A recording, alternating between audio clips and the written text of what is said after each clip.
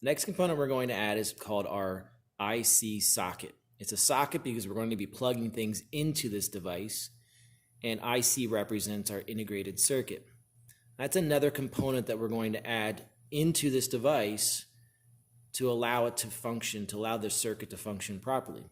The reason why we're not just soldering the chip to the board is because the chip is heat sensitive and we can end up damaging that chip.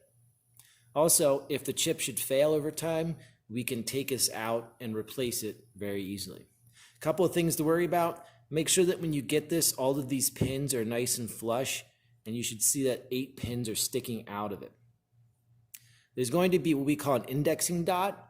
That's this little notch that I'm pointing at right here. It's kind of hard to see in this video, but there's a little notch right there on that side, okay?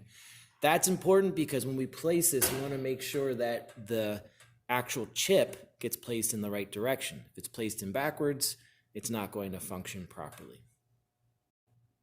When we place this IC socket into the board, we can see our indexing dot here is to the left side, and that's going to be where we line up our chip as well. Okay, we call that the R3 side because that's the resistor R3. In order to help us solder this together, I like to use one of these clamps, and that's going to help to hold this in location so when I flip it over, it doesn't move on us. So you don't have to go the whole way on, we're just clamping it like that. So now that I flip it over, I'm going to solder these 8 individual pins onto the board, making sure that I keep them individual. If you ever solder 2 pins together, use your soldering pencil to heat up and drag away the excess solder. Okay. Let me give myself a little bit more room there.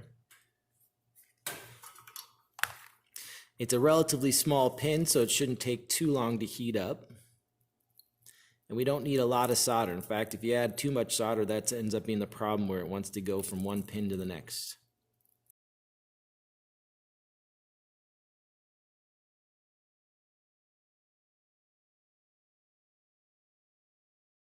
And again, when we're done, we're going to make sure that we've soldered all the way around each pin. So we'll take a closer look here, and we'll look to see that each one of these pins is soldered the entire way around without actually being soldered together.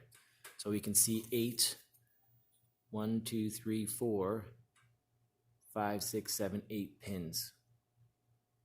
Okay.